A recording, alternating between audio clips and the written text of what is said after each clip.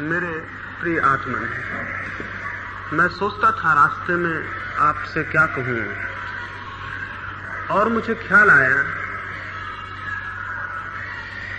कि उन थोड़ी सी बातों के संबंध में आपसे कहना उपयोग का होगा जो मनुष्य को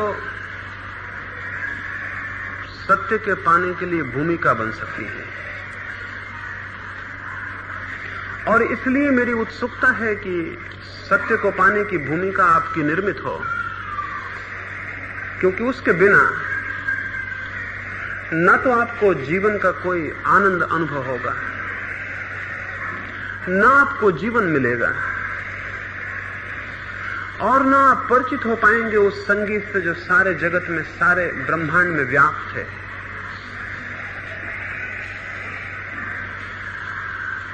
सत्य को पाए बिना कोई मनुष्य न तो शांति को पा सकता है और न धन्यता को पा सकता है। हमारे भीतर जितनी पीड़ा और जितना दुख है, जितनी परेशानी और जितना असंतोष है,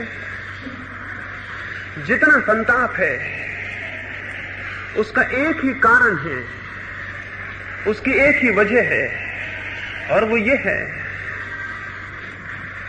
कि हमें अपनी सत्ता का, अपने स्वरूप का कोई बोध नहीं है।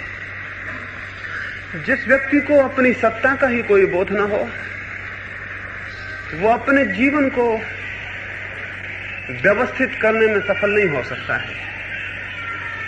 और जिसे इस बात का पता न हो कि कौन उसके भीतर है, उसकी सारी दिशाएं भ्रमित हो जाती हैं, उसके सारे रास्ते खो जाते हैं, उसके चलने में कोई अर्थ नहीं रह जाता, और उसके जीवन के अंत में वो किसी मंजिल पर, किसी गंतव्य पर नहीं पहुंच पाता है। इसलिए मैंने ठीक समझा कि कुछ उन बातों के संबंध में आपसे कहूं जो सत्य को पाने के लिए भूमिका और सीढ़ियां बन सकती हैं। सबसे पहली बात तो ये कहनी जरूरी है कि हम में से बहुत कम लोग होंगे जो सत्य को पाना चाहते हों, और जो नहीं पाना चाहते उन्हें इस दुनिया में कोई भी सत्य देने में समर्थ नहीं हो सकता है।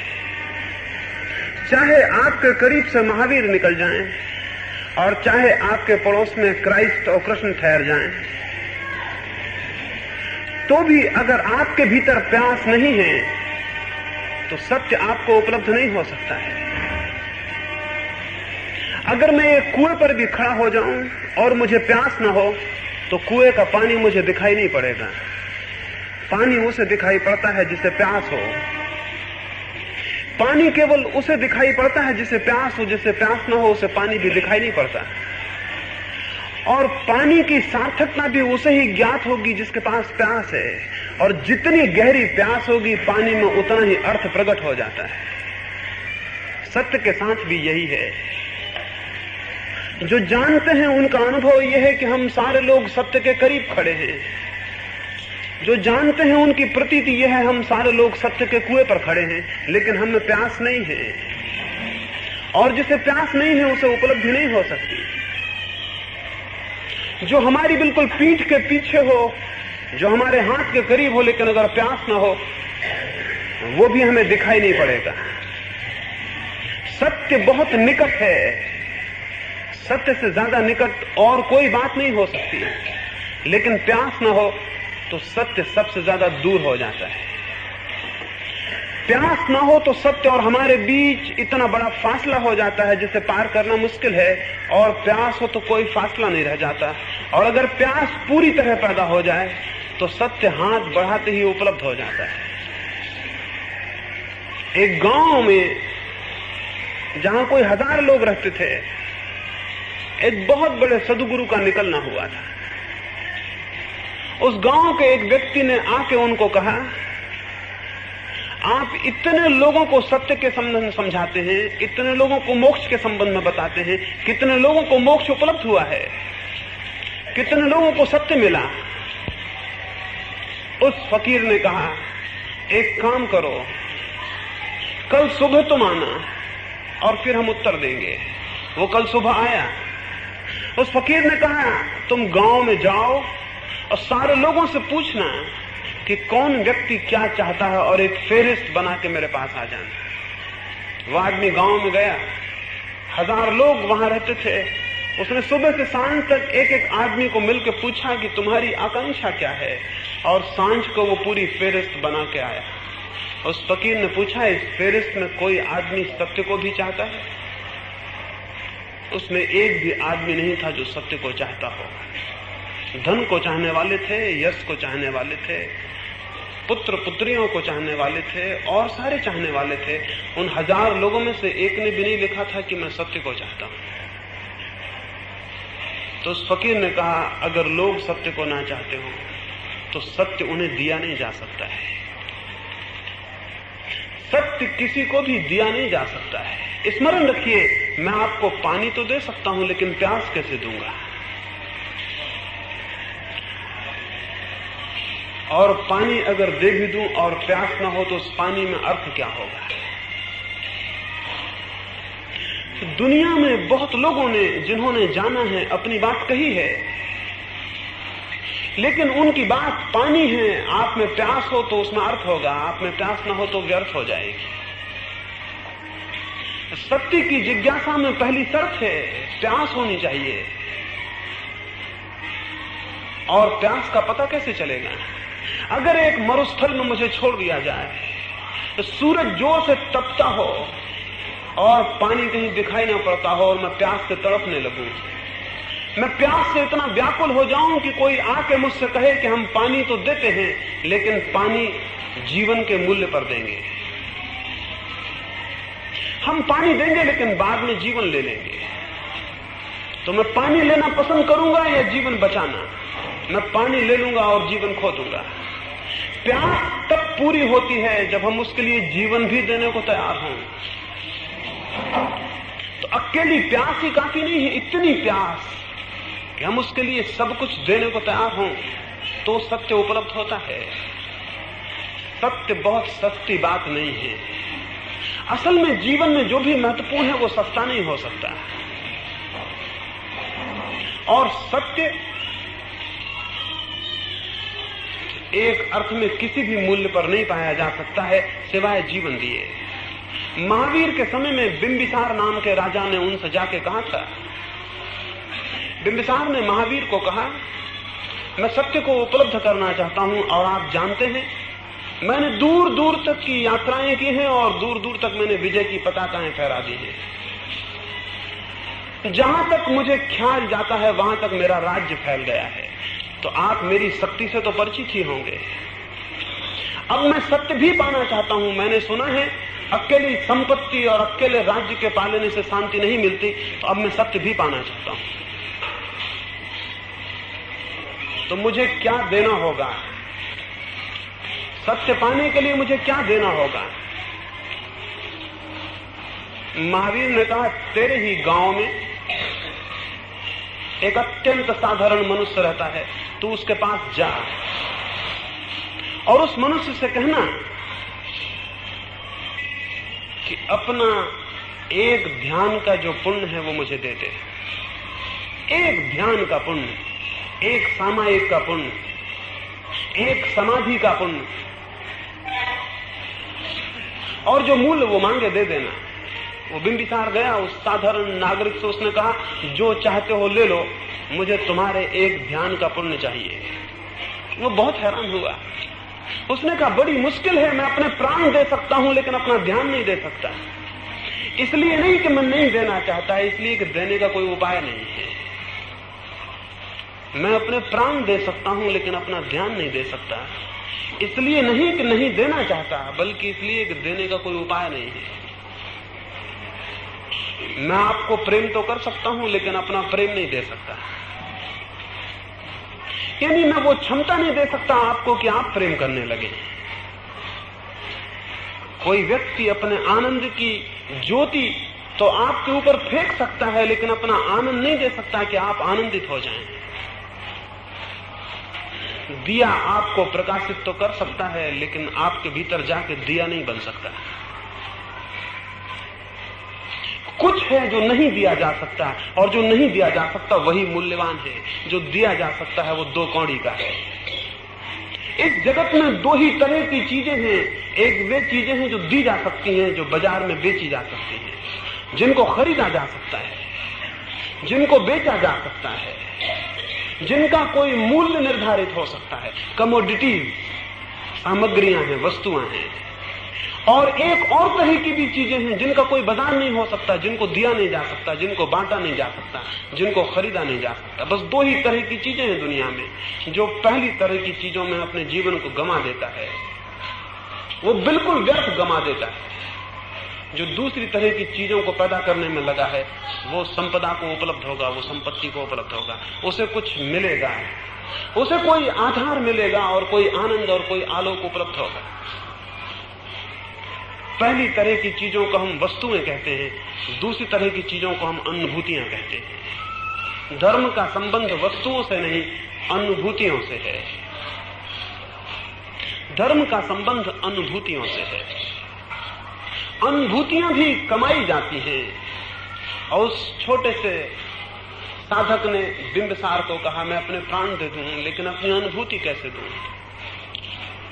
तो महावीर से ही जाके पूछना कि उसका क्या मूल्य है, मैं मूल्य कैसे बताऊं?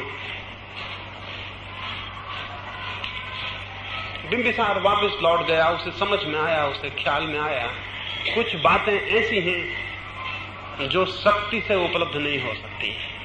शक्ति उसके पास बहुत थी, बहुत उसके पास शक्ति थी, उसने बड़े राज्य जीते थे।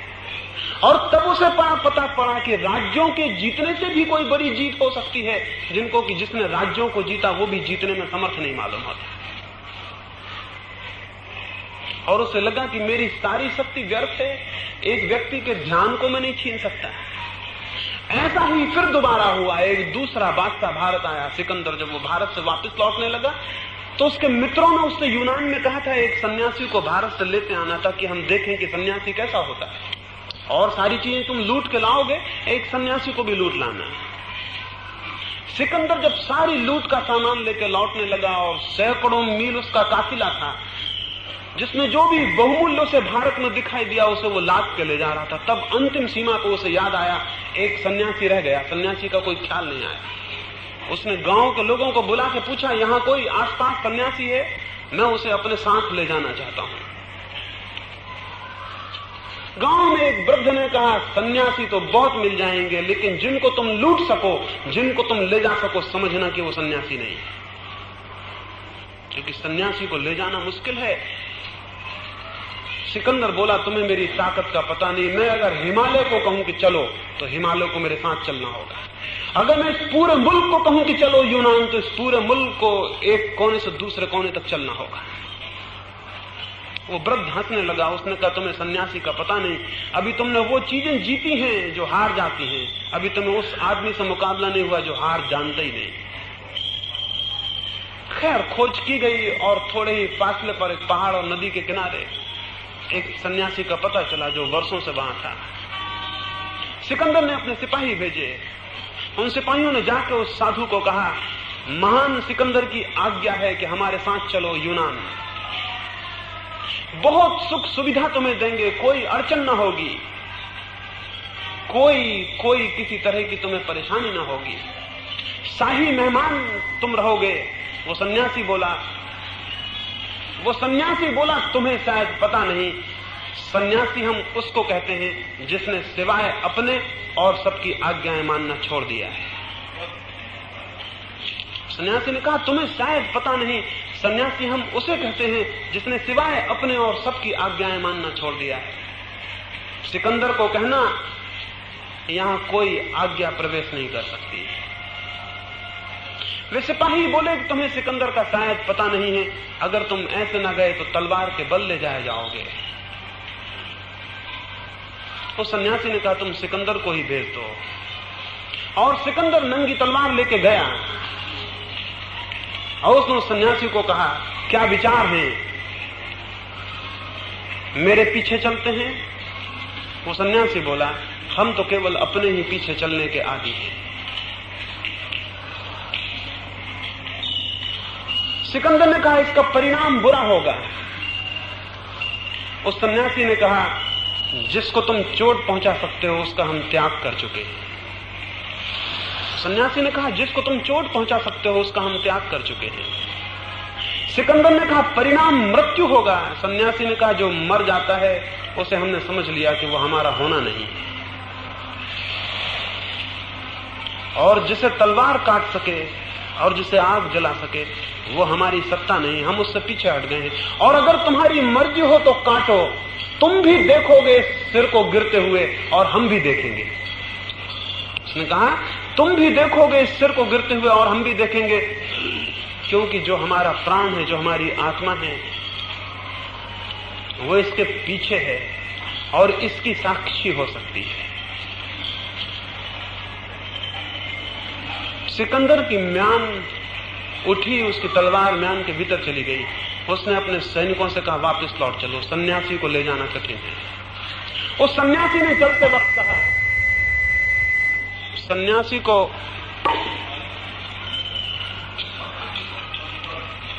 सन्यासी को मार डालना तो आसान है, सन्यासी को जीतना संभव नहीं। सिकंदर जब वापस पहुंचा, उसके मित्रों ने पूछा, सन्यासी को लाए हैं? वो बोला, सारा संसार ला सकता था, सन्यासी को लाने की बात मत कहो। और एक जगह एक साधन नंगे फकीर के पास जाके पता चला कि मेरी सारी शक्ति 2 कौड़ी की है। ऐसा ही बिंबिसार को पता चला उस दिन कि उसकी सारी शक्ति व्यर्थ है। संसार की वस्तुएं शक्ति से पाई जाती हैं, और जिनको मैंने अनुभूतियां कही वो शक्ति से नहीं, शांति से पाई जाती हैं। वस्तुएं शक्ति से उपलब्ध होती हैं, अनुभूतियां शांति से उपलब्ध होती हैं। जिसकी शक्ति पर आस्था है वो केवल वस्तुओं को इकट्ठा कर पाएगा, और जिसकी शांति पर आस्था है वो अनुभूतियों को भी उपलब्ध हो जाता है। स्मरण रखें, इसका अर्थ हुआ कि शांति शक्ति से भी बड़ी शक्ति है। इसका अर्थ हुआ कि शांति शक्ति से भी बड़ी शक्ति है। सबसे बड़े शक्तिशाली वे हैं जिन्हें आप अपनी शक्ति दिखाने के लिए प्रलोभित नहीं कर सकते। सबसे बड़े शक्तिशाली वे हैं जिन्हें आप शक्ति का प्रदर्शन करने के लिए उत्तेजित नहीं कर सकते। सबसे बड़े शक्तिशाली वे हैं जो उस सीमा तक शांत हो गए हैं तो उन्हें अशांत करने का उपाय संसार के हाथ में कोई भी नहीं रह जाता है। शांति अद्भुत शक्ति है, एक बहुत दूसरे लोक की शक्ति है, और शांति भूमिका है सत्य को पाने की। जो शांत नहीं है वो सत्य को नहीं पा सकता है। तो पहली बात है सत्य को पाने की प्यास चाहिए। दूसरी बात है सत्य को पाने के लिए शक्ति की निष्ठा छोड़कर शांति की श्रद्धा उत्पन्न होनी चाहिए। शक्ति की निष्ठा हम सबके भीतर है। वासनाएं शक्ति मांगती हैं, आत्मा शांति मांगती है। और जो जितना शक्ति को जुटाने में लगा है वो स्मरण रखे, वो उतना ही आत्मा से दूर होता चला जाए। और जो जितना शांति को जुटाता है वो उतना ही आत्मा के करीब आने लगता है। शांति कैसे जुटाई जा सकती है, शांति कैसे पैदा हो सकती है, शांति के पैदा करने के कोई 4 सूत्र मैं आपसे कहना चाहूंगा। जो व्यक्ति शांत होना चाहता हो, जो उस अद्भुत शक्ति को उत्पन्न करना चाहता हो जिसको मैं शांति कह रहा हूं, जिसे अनुभूतियों के जगत में प्रवेश करना हो वस्तुओं के जगत को छोड़कर, जिसके जीवन में वस्तुओं की कामना छोड़कर अनुभूतियों की कामना उत्पन्न हो गई हो, जिसकी वासना ने बाहर की दौड़ छोड़कर भीतर का रुख अपना लिया हो। आज सांझ को मैं लेटा था और कुछ मित्र मेरे पास थे, उनको मैं एक कहानी कहा, एक अद्भुत कहानी उनको मैं कहता था, वो मुझे स्मरण आई। एक बहुत बड़े मुसलमान बादशाह के पास एक व्यक्ति ने जाकर, उसके एक मित्र ने जाकर कहा, मुझे आपका एक घोड़ा चाहिए। उस राजा ने अपने अस्तबल में जाके कहा, सबसे जो बढ़िया घोड़ा है वो मैं तुम्हें देता हूं, वो जो पीला घोड़ा है उसे तुम ले लो, उसे ले जाओ। वो आदमी बोला, उस घोड़े को ले जाने में मैं समर्थ नहीं हूं। उस घोड़े के बाबत मैंने सुन रखा है, वो घोड़ा बहुत खतरनाक है, क्योंकि जब उस पर कोई सवार बैठता है तो वो घोड़ा उल्टा चलता है, वो पीछे की तरफ भागता है। ऐसे घोड़े पर बैठ के कोई कहीं भी नहीं पहुंच सकता।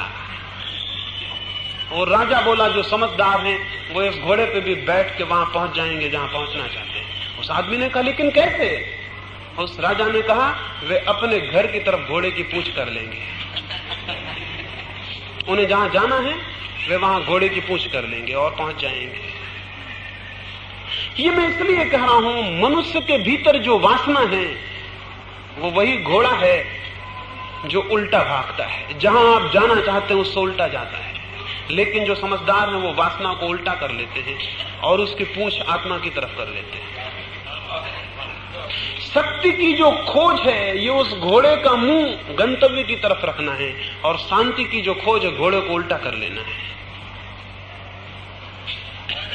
जो लोग वस्तुओं की खोज और तलाश में लगे हैं वे अगर उसी खोज और तलाश को अनुभूतियों की दिशा में परिवर्तित कर दें, उनका जीवन बदल जाएगा। वे साधारण मनुष्य से परिमित होकर असाधारण दिव्य जीवन में परिणित हो जाएंगे। तब वे पार्थिव न रह के भागवत हो जाएंगे। तब वे पदार्थों की दुनिया के हिस्से न होकर आत्मा की दुनिया के, आत्मा के जगत के हिस्से हो जाएंगे। ये 4 सूत्रों से संभव हो सकता है। उन 4 सूत्रों को मैं आपसे कहूं। पहला सूत्र है उस व्यक्ति के लिए जो शांत होना चाहता है, और वे सूत्र वही हैं कि अगर उनके विपरीत उपयोग करें तो वही सूत्र शक्ति के स्रोत हो जाएंगे। जिस व्यक्ति को शक्ति पानी है उसका सूत्र है अहंकार पूर्ण जीवन। जो व्यक्ति शक्ति की खोज कर रहा है उसे अपनी अहंता को जगाना होगा। उसकी जितनी अहंता प्रकट होगी, जितना ईगो, जितना दंभ प्रगाढ़ होगा, उतनी शक्ति को वो इकट्ठा कर सकेगा। अगर किसी व्यक्ति को शक्ति खोजनी है तो उसे अहंकार का पोषण करना होगा और सोए अहंकार को जगाना होगा।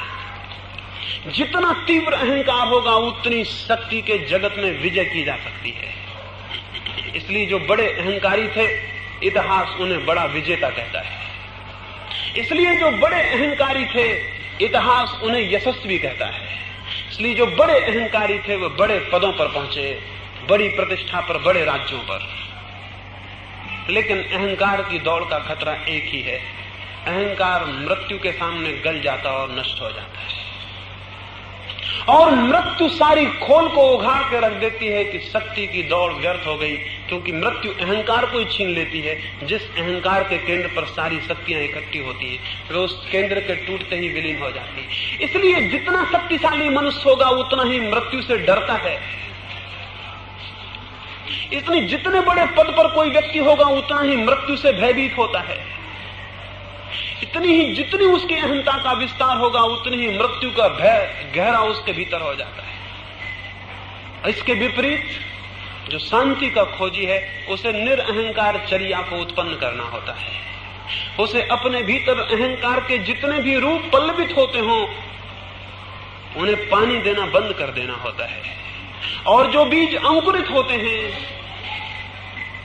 उन्हें रोशनी देना बंद कर देना होता है। उसे अपने भीतर स्पष्ट बोध रखना होता है कि चर्या अहंकार के प्रगाढ़ करने का माध्यम ना बन जाए, और हम इस तरह ना जिए कि हमारा अहंकार निरंतर प्रगाढ़ से प्रगाढ़ होता जाए। उसे अहंकार को छीन और विलीन करना होता है।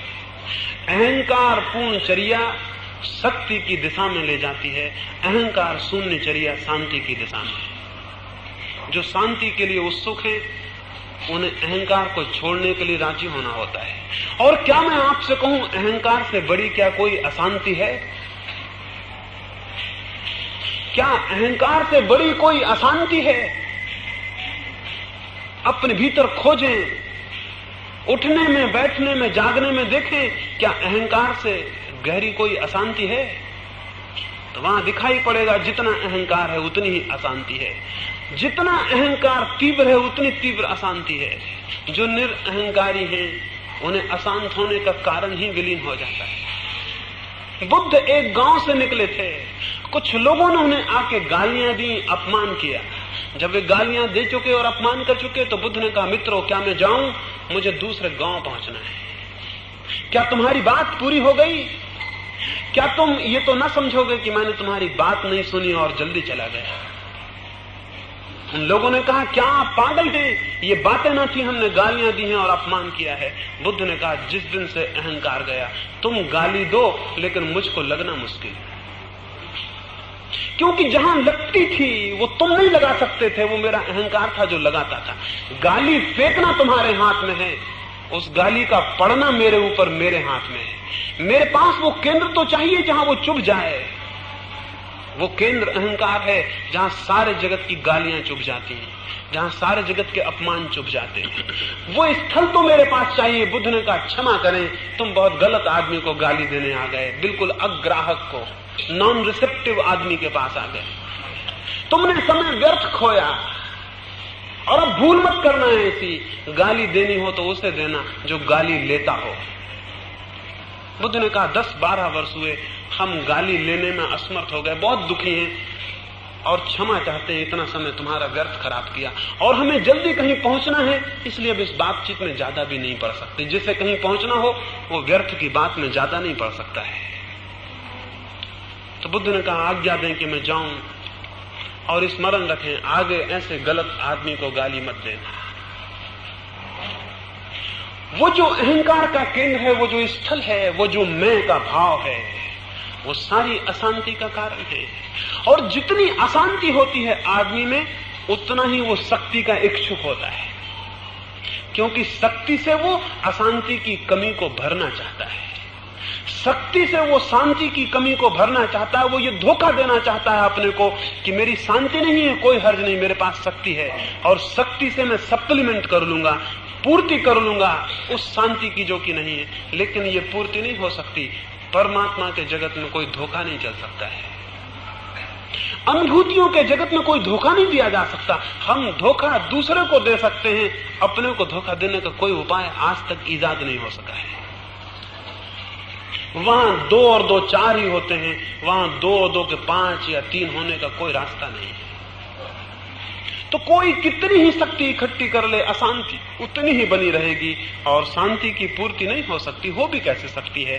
शक्ति अशांति का लक्षण है, अशांति की खोज है। शांति तो बड़ी अलग बात है, उसकी पूर्ति शक्ति से नहीं हो सकती है। तो पहला सूत्र है शांति के साधक के लिए कि वो अहंकार शून्य चर्या को अपनाए। कैसे अपनाएगा? अहंकार शून्य चर्या को कैसे अपनाएगा? बहुत लोग चेष्टा करके अपना लेते हैं, बिना समझे, बिना जाने। एक आदमी हो सकता है कि ये सोच के कि अहंकार छोड़ देना है तो शक्ति छोड़ दे, राज्य छोड़ दे, समझ लें बड़ा राजा हो, सम्राट हो।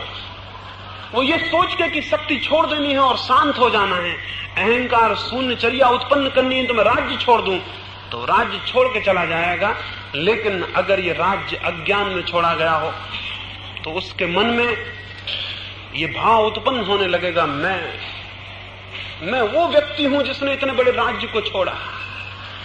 और तब राज्य पाने से जो अहंकार पोषित होता था, वही अहंकार राज्य छोड़ने से भी पोषित होता रहेगा।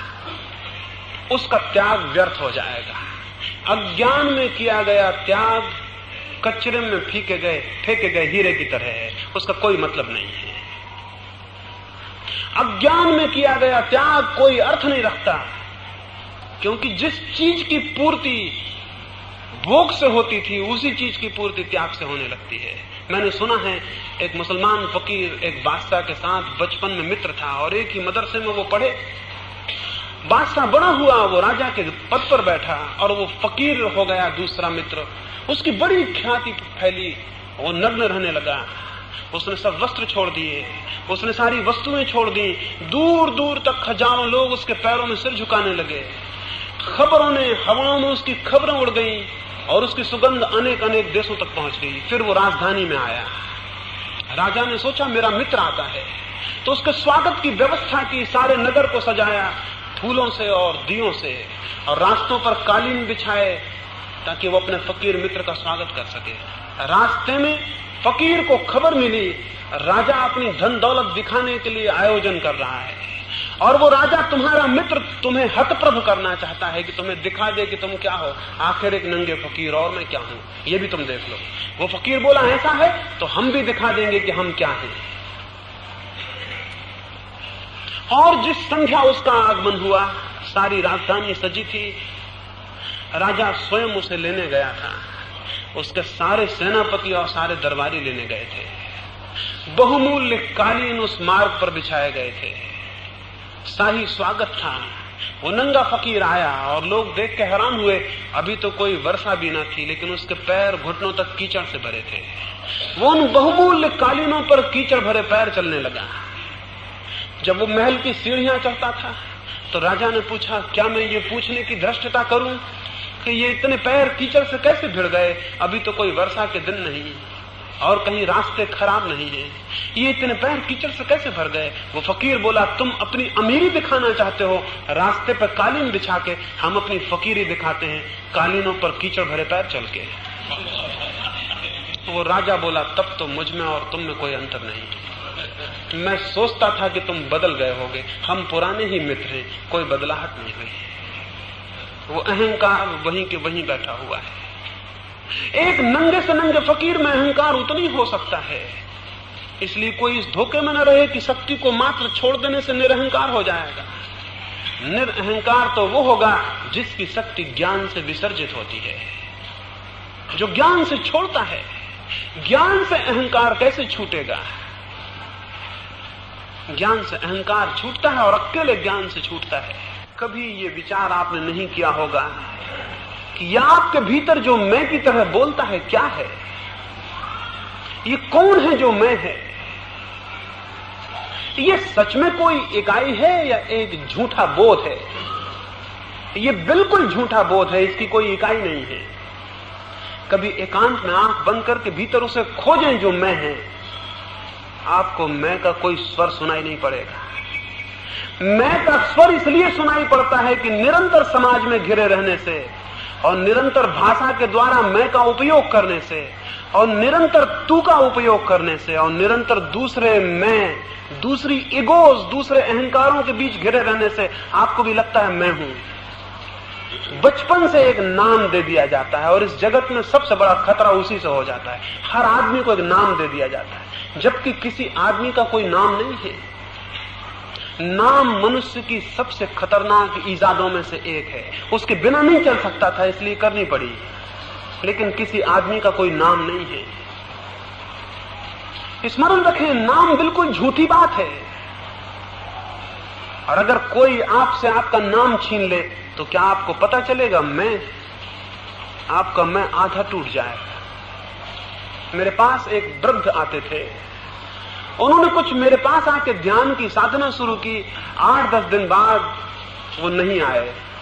मैं पूछवाया कि क्या हुआ। मैं उनके घर गया कि क्या बात हो गई। वे मुझसे बोले कि कृपा करके आप मेरे घर ना आए और ना मैं आपके घर आऊंगा, अपना संबंध समाप्त हुआ। मैं बोला क्या दिक्कत हो गई, क्या अड़चन हो गई? वे बोले कि आपके उस प्रयोग को करने से बहुत खतरा हुआ।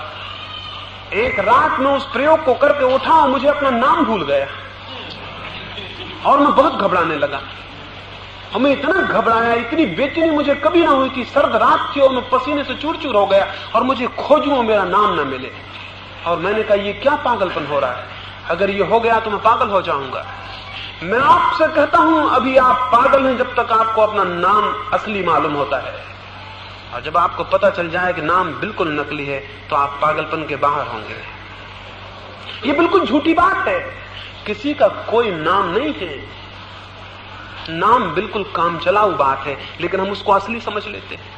अगर मेरे नाम को कोई गाली दे तो मुझे लगेगा मुझे गाली दी। अगर मुझे ये पता चल जाए कि मेरा कोई नाम नहीं है तो मैं समझूंगा कि किसी नाम को गाली दी। मैं अलग खड़ा रह जाऊंगा। गाली नाम पर पड़ेगी। गाली की चोट मुझे इसलिए लगती है कि नाम के साथ मेरी आइडेंटिटी है, मेरा तादाद है, मेरा संबंध है। मुझे लगता है मेरा नाम, मेरे नाम की वजह से वो दुख और पीड़ा है। तो एक तो मैं आपसे ये कहूं कि जिसे अहंकार से मुक्त होना है उसे जानना होगा कि उसका कोई नाम नहीं है। जब उसका कोई नाम ले तो उसे जानना चाहिए ये काम चलाऊ बात कह रहा है। ये भ्रम पैदा नहीं करना चाहिए कि मुझे बुला रहा है। ये भ्रम इतना गहरा हो जाता है कि जागते तो जागते नींद में भी आप अपने नाम को नहीं भूलते। यहां आप इतने लोग सोए हों और मैं कोई एक नाम लेके बुलाऊं तो वो आदमी उठाएगा, बाकी लोग सोए रहेंगे। अगर आपके घर के सामने कोई किसी दूसरे का नाम चिल्लाता रहे तो आपको नींद में सुनाई नहीं पड़ेगा, आपका नाम चिल्लाए तो सुनाई पड़ जाएगा। वो नाम का पागलपन केवल आपके जागने में नहीं, आपके गहरे नींद तक में प्रविष्ट हो गया है। वो आपके प्राणों में धीरे धीरे प्रविष्ट होता जाता है, और जैसे जैसे आप उम्र में बड़े होते जाते हैं और आपके अनुभव बढ़ते जाते हैं, वैसा वैसा नाम भीतर घुसने लगता है। और नाम की जितनी जड़ें आपके भीतर फैल जाएंगी, उतने अहंकार को तोड़ना मुश्किल हो जाएगा। जिसे अहंकार को तोड़ना है उसे नाम से मुक्त होना होगा। उसे ये स्मरण पूर्वक ध्यान रखना होगा कि नाम की गहराइयां मेरे भीतर न बढ़े। उसे ऐसे मौके देने होंगे, अभी तो सोते में नाम सुनाई पड़ जाता है, उसे ऐसे मौके देने होंगे कि जागे हुआ हो और कोई नाम ले और उसे पता ना चले कि मेरा लिया। अमेरिका का एक बहुत बड़ा वैज्ञानिक हुआ एडिसन। पहले महायुद्ध में वहां कुछ राशन की व्यवस्था करनी पड़ी अमेरिका में। एडिसन तब बहुत गरीब आदमी था, उसके पास नौकर भी नहीं थे, और उसके घर में उसके और जो साथी थे वो बीमार था, कोई साथी, तो उसे खुद राशन लेने दुकान पर जाना पड़ा। उसने अपना कार्ड तो जमा करवा दिया, फिर जब उसका नंबर आया तो वहां से चिल्लाया गया, थॉमस अल्वा एडिसन कौन है? तो वो खड़ा रहा। तो लोगों ने कहा कि कौन है ये एडिसन, बोलते क्यों नहीं? लाइन के आगे वो ही खड़ा था, तो शक तो ये हो कि यही आदमी होना चाहिए। और वो एडिसन इधर उधर देखने लगा कि पता नहीं किसको बुलाते हैं। पीछे एक आदमी ने कहा, ये कैसा पागल आदमी है जो सामने खड़ा है, यही आदमी एडिसन है, मैं इसके पड़ोस में रहता हूं। एडिसन बोला, ठीक याद दिलाया, 20-25 साल से काम न पड़ने से नाम की कुछ ख्याल नहीं रही। ये होना चाहिए। सोते में अभी याद आ जाता है, जागने में भी भूल जाना चाहिए। तो 20-25 साल से मेरे माँ बाप को मरे बहुत दिन हो गए, उसने कहा, तो मुझे कोई एडिसन कह के बुलाता नहीं। मेरे पास विद्यार्थी होते हैं, वो मुझे एडिसन कहते नहीं। कोई मौका नहीं आया 20-25 साल से। अपने अकेले कमरे में बैठा काम करता रहता हूं, इसलिए भूल गया, क्षमा करें। ये आदमी ठीक ही कहता होगा, क्योंकि कोई और जवाब भी नहीं देता और मैं सामने हूं, ये जरूर नाम मेरा ही होना चाहिए। ये हमें पागल मालूम होगा, ये मुझे पागल नहीं मालूम होता। ऐसे आदमी में अहंकार मुश्किल है, ऐसे आदमी में दंभ का बोझ मुश्किल है। तो नाम के प्रति जाग जाना चाहिए, एक बात। दूसरी बात ये स्मरण रखनी चाहिए कि जब हम अपने को मैं कहते हैं, हम अपने को एक इकाई, एक एंटाइटी मान लेते हैं, हम एक टुकड़ा मान लेते हैं। इस जगत में कोई चीज टूटी हुई नहीं है। मैं एक फूल से आपको परिचय कराऊं, एक फूल के पास ले जाऊं और आप कहें ये फूल बहुत सुंदर है, और आप उस फूल को प्रेम करने लगे, तो मैं आपसे कहूंगा, क्या सिर्फ फूल को ही प्रेम करिएगा, उस डाल को नहीं जो फूल के पीछे है? अगर आपका प्रेम सच्चा है और फूल आपको सुंदर मालूम हो रहा है, तो फूल में थोड़ा प्रवेश करिए। तो फूल कोई अकेला थोड़ी है, फूल के भीतर घुसेंगे तो डाल मिलेगी। डाल ना हो तो फूल नहीं हो सकता, और डाल के भीतर प्रविष्ट होंगे तो वृक्ष मिलेगा, वृक्ष ना हो तो डाल नहीं हो सकती। और वृक्ष में भीतर प्रविष्ट होंगे तो अदृश्य जड़ें मिलेंगी जो दिखाई नहीं पड़ती, वो ना हो तो वृक्ष नहीं हो सकता। और अगर जड़ों में भी भीतर प्रविष्ट हो जाएं तो भूमि मिलेगी, प्रकाश मिलेगा, सूर्य मिलेगा, आकाश मिलेगा। और तब पता चलेगा कि उस फूल के भीतर सूरज मौजूद है, और तब पता चलेगा उस फूल के भीतर सारी पृथ्वी मौजूद है, और तब पता चलेगा उस फूल के भीतर सारा ब्रह्मांड मौजूद है। उस फूल को जो इकाई समझता है वो नासमझ है, और जो अपने को भी इकाई समझ लेता है वो भी नासमझ है। ये सारा का सारा जगत एक छोटे से बिंदु पर भी पूरा का पूरा स्पंदित हो रहा है। एक छोटे से प्राण में भी ये सारा जगत स्पंदित हो रहा है। ये असंभव है कि मेरे इस छोटे से प्राण में इस पूरे जगत का हाथ ना हो। मैं कहने का हक मुझे कहां रह जाता है? अगर कहीं कोई परमात्मा है तो उसे छोड़ के मैं कहने का और कोई अधिकारी नहीं। और जो मैं कहता है वो सबसे बड़ा कुफ्र, सबसे बड़ा पाप करता है। एक फकीर एक गांव से एक दफा गुजरा, उसका एक मित्र फकीर उस गांव में रहता था। उसने सोचा कि चलूं और उससे मिलता चलूं, लेकिन रात आधी हो गई थी। उसने सोचा पता नहीं वो जागता हो या ना, फिर भी उसने चाहा कि देख लूं, अगर कोई एक आध दिया उसके घर में जला होगा तो द्वार खटखटा लूंगा, अन्यथा लौट आऊंगा। तो अपने रास्ते को छोड़ के गांव के भीतर गया। आधी रात होती थी उस फकीर के जिसके झोपड़े में वो गया। एक खिड़की पर रोशनी पड़ती थी अंदर से। उसने जाके उसको खटखटाया। भीतर से पूछा गया कौन है। वो तो पुराने मित्र थे। उसने सोचा पूरा क्या कहना है, इतने कहने से पहचान लिया जाऊंगा। उसने कहा मैं हूं। इतने कहने से पहचान लिया जाऊंगा, आवाज से पहचान लिया जाऊंगा। लेकिन इसके बाद भीतर से फिर कोई आवाज ना आई। उसने दोबारा खटखटाया, लेकिन फिर कोई आवाज ना आई। उसने तीसरी बार खटखटाया और ऐसा लगने लगा जैसे वो घर में कोई है ही नहीं। वो बहुत हैरान हुआ। उसने जोर से दरवाजा पीटा और उसने कहा क्या बात है, मेरे लिए दरवाजा क्यों नहीं खोलते। तो भीतर से कहा गया ये कौन पागल है जो अपने को मैं कहता है। सिवाय परमात्मा के और किसी को मैं कहने का कोई अधिकार नहीं। और ये सच है, सिवाय परमात्मा के और किसी को कोई अधिकार नहीं। और परमात्मा कैसे कहेगा, क्योंकि मैं तो कोई तभी कह सकता है जब तू भी मौजूद हो। इसलिए परमात्मा कह नहीं सकता मैं, क्योंकि उसके लिए कोई तू नहीं है।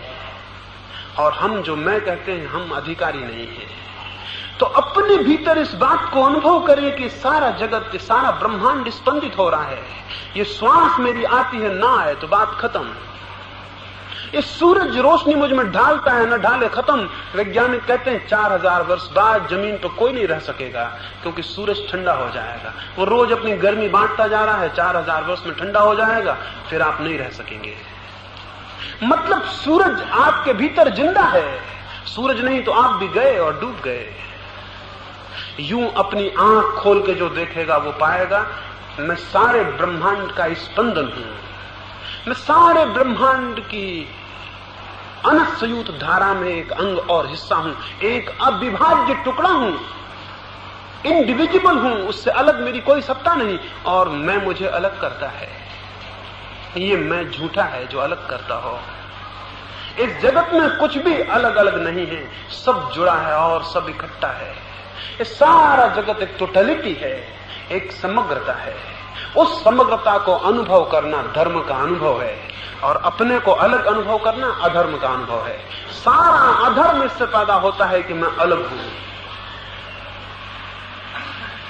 अगर ये दो बातें, अपने भीतर सारे ब्रह्मांड का स्पंदन और अपने नाम का झूठा होना, अगर आपकी स्मृति में बैठ जाएं तो अहंकार धीरे धीरे धीरे धीरे विलीन हो जाता है। और तब जो चर्या पैदा होती है, तब जो आचरण होता है, वो अहंकार शून्य हो जाता है। तो एक तो सूत्र मैंने कहा अहंकार शून्य चर्या। दूसरा सूत्र है जीवन में अपरिग्रह का बोध। मैंने कहा जो जितनी शक्ति को इकट्ठा करता है वो उतना ही सत्य से दूर हो जाता है। शक्ति को इकट्ठा करना परिग्रह है और शक्ति को इकट्ठा न करने की जो बोध मन स्थिति है वो अपरिग्रह है। मैं इकट्ठा ना करूं, मैं जोड़ू नहीं, मेरे पास इकट्ठा ना हो, मैं क्रमशः उस तरफ चलूं जहां मैं अंत में बिल्कुल अकेला रह जाऊं, मेरे पास कुछ न रह जाए, बस मेरा होना ही रह जाए, ऐसी जो दृष्टि बोध है वो अपरिग्रह है। अपरिग्रही जितना न्यूनतम संभव होगा उतना अपने को फैलाएगा, परिग्रही जितना अधिकतम संभव होगा उतना अपने को फैलाएगा। और मजा यह है कि परिग्रही जितना फैलाता जाएगा उतना ही पाएगा उसका घेरा बहुत छोटा है और बड़ा होना चाहिए। और अपरिग्रही जितना घेरे को छोटा करता जाएगा उतना ही पाएगा घेरा अभी बहुत बड़ा है और थोड़ा छोटा कर लूं। और बड़े मजे की बात है कि परिग्रही को हमेशा घेरा छोटा दिखाई पड़ेगा, इसलिए वो दुखी होगा, और अपरिग्रही को हमेशा घेरा बड़ा दिखाई पड़ेगा, इसलिए वो हमेशा सुखी होगा। तो इतना बड़ा घेरा मेरे पास है। गांधी जी जेल में बंद थे और सरदार पटेल भी उनके साथ बंद थे। गांधी जी उन दोनों 10 छुहारे रोज फुला के सुबह नाश्ते में लेते थे। पटेल ने सोचा 10 छुहारों में भी कोई नाश्ता होता होगा, इतने से क्या होगा। पटेल को फुलाना पड़ता था, उन्होंने एक रात 15 छुहारे फुला दिए और उन्होंने सोचा 10 और 15 में क्या फर्क पड़ता, कौन गिनती करता है। और गांधी जी के इस हड्डी हड्डी शरीर में थोड़ा ज्यादा भोजन पहुंचे तो अच्छा है, और फिर कौन हिसाब रखेगा। सुबह जब गांधी जी खाने लगे, उन्होंने कहा छुहारे कुछ ज्यादा मालूम होते, वैसे ही मैं बहुत ज्यादा लेता रहा हूं, ये इतने ज्यादा कैसे। पटेल ने कहा कि कुछ नहीं, कोई ज्यादा नहीं है, 10 की जगह 15 फुला दिए, 10 और 15 में कोई फर्क होता है। गांधी जी ने कहा तूने अद्भुत बात कही, अगर 10 और 15 में कोई फर्क नहीं होता तो 5 और 10 में भी कोई फर्क नहीं होगा, आज से हम 5 ही ले लेंगे। ये अपरिग्रही की दृष्टि और बोध है। यूं अपरिग्रही अपनी सीमा को कम करता चला जाता है और एक दिन उसकी सीमा विलीन हो जाती, इतनी कम हो जाती, जिस दिन सीमा विलीन हो जाती उसी दिन वो असीम से जुड़ जाता है। अपरिग्रही सीमा को कम करते करते एक दिन समाप्त कर देता है और असीम से जुड़ जाता है, और परिग्रही असीम सीमा को खींचने की कोशिश में बड़ी से बड़ी सीमा खींचता है और छोटा होता चला जाता है, क्योंकि हर सीमा उसे छोटी लगने लगती है। ये बड़ी अद्भुत बात है। जिसकी जितनी बड़ी सीमा होगी वो उतनी छोटा आदमी होता है, और जिसकी कोई सीमा नहीं होती उसकी विराटता का मुकाबला नहीं, उससे बड़ा आदमी नहीं होता। तो दूसरी बात है, जिसे शांति को साधना हो उसे अपरिग्रह की बोध को रखना होगा। जीवन की प्रत्येक चरण में उठते बैठते सोते जागते उसे देखना होगा कि हर सीमा छोटी होती चली जाए और हर सीमा उसे बड़ी दिखाई पड़नी चाहिए, तब वो उसे छोटा करेगा। एक दिन जब कोई सीमा नहीं रह जाती और परिग्रह पूर्ण हो जाता है तो शांति के बड़े गहरे आधार रख दिए जाते हैं। परिग्रह अशांति है, अपरिग्रह शांति हो जाता है। तो दूसरा सूत्र है जीवन में अपरिग्रह का बोध। तीसरा सूत्र है अहिंसा की दृष्टि। वो व्यक्ति जिसके पास अहिंसा की दृष्टि न हो अपने हाथ से अशांति को रोज आमंत्रण देता है। वो व्यक्ति जिसके पास अहिंसा की दृष्टि हो 24 घंटे शांति को आमंत्रण देता है। क्यों? हिंसा का अर्थ है हम जगत के प्रति दुख भेज रहे हैं, और यह असंभव है कि जो व्यक्ति जगत के प्रति दुख भेज रहा हो जगत उसे दुख न भेजे। ये कैसे संभव है कि मैं दुख बांटूं और फिर दुख मुझे उपलब्ध ना हो? ये कैसे संभव है कि मैं दुख के बीज बोऊं और दुख की फसल ना काटूं? तो मैं तो एक एक आदमी को फुटकर फुटकर थोड़ा थोड़ा दुख दूंगा, लेकिन वो सारे लोग मिलकर जब मुझे दुख देंगे तो मुझे तो बहुत भारी दुख को सहना पड़ेगा। तो एक व्यक्ति जितना दुख दे सकता है उससे अनंत गुना उसे वापस मिलता है। जिसे शांति को साधना है उसे जानना होगा वो इस जगत में किसी को दुख न दे,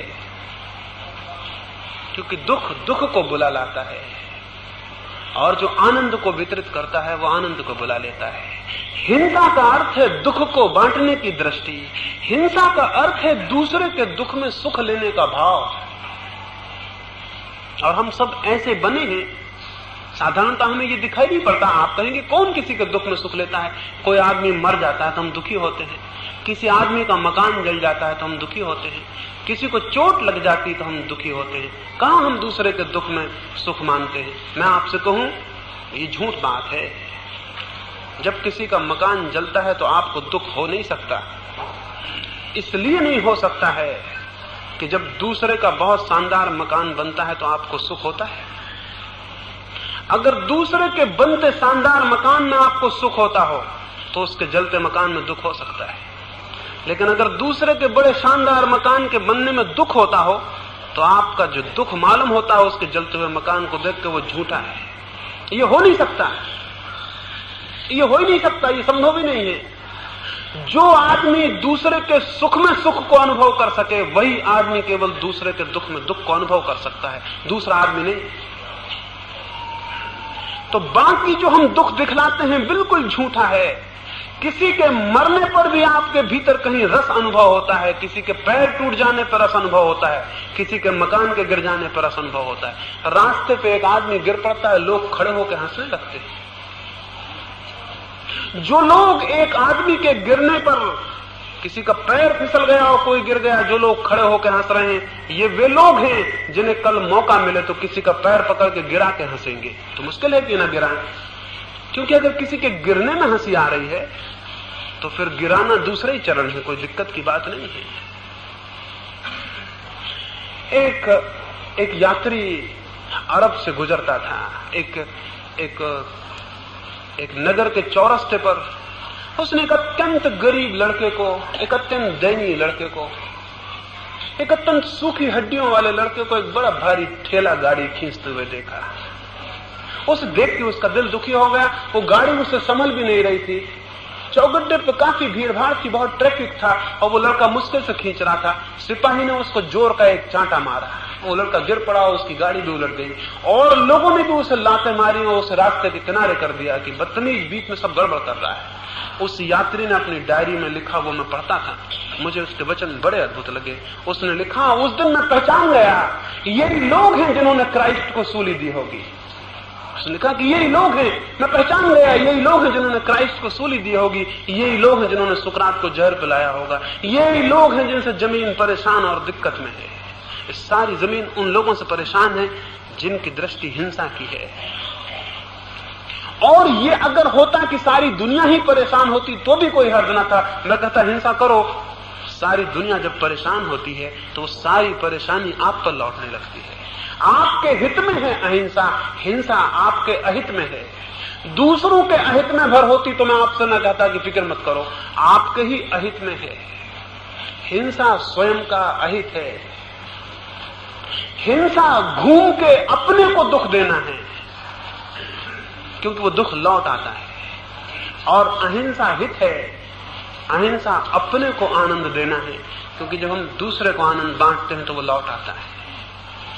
तो जो व्यक्ति शांति की तलाश में चला है उसे स्मरण रखना होगा उसकी चर्या से हिंसा छीन हो, उसके द्वारा किसी के मार्ग पर कांटे न डाले जाएं। अब बन सके तो वो किसी के मार्ग पर 2 फूल जरूर डाले। और फूल डालना बड़ा आसान है, कांटे डालना बड़ा कठिन है। और कांटे डालने में कोई भी आनंद नहीं है और फूल डालने में बहुत आनंद है। एक दफा डालना सीखे तो उस आनंद का पता पड़ना शुरू होता है। तीसरा सूत्र में कहता हूं अहिंसा बोध, और चौथा सूत्र है शांति के साधक को अस्पर्श भावना। वो सारे जगत के बीच रहते हुए निरंतर अनुभव करे कि मैं दूर और अलग हूं, कोई चीज मुझे स्पर्श नहीं करती है। जब कोई गाली दे तो वो चुपचाप खड़े होकर देखे कि गाली आई, मेरे आर पार निकल गई, मुझे उसने स्पर्श नहीं किया। जब कोई सुख आए तो वो अनुभव करे सुख आया और निकल गया, उसने मुझे स्पर्श नहीं किया। वैसे ही जैसे मैं यहां बैठा हूं और अभी इस कक्ष में प्रकाश है और फिर प्रकाश को बुझा दिया जाए और इस कक्ष में अंधकार आ जाए, तो मैं क्या समझूंगा? मैं समझूंगा थोड़ी देर पहले मुझे प्रकाश घेरे हुए था, अब मुझे अंधकार घेरे हुए। लेकिन मैं दोनों से ही कहां छू रहा हूं? मतलब दोनों में से कौन मेरे भीतर प्रविष्ट हो रहा है? न प्रकाश मेरे भीतर प्रविष्ट होता है, न अंधकार मेरे भीतर प्रविष्ट होता है। मैं तो अछूता खड़ा हुआ हूं। इस कमरे में प्रकाश आता और जाता है और मैं तो अछूता हूं। प्रकाश मुझे घेरता है, अंधकार मुझे घेरता है, लेकिन छूता कहां है? उसका स्पर्श मुझे कहां हो रहा है?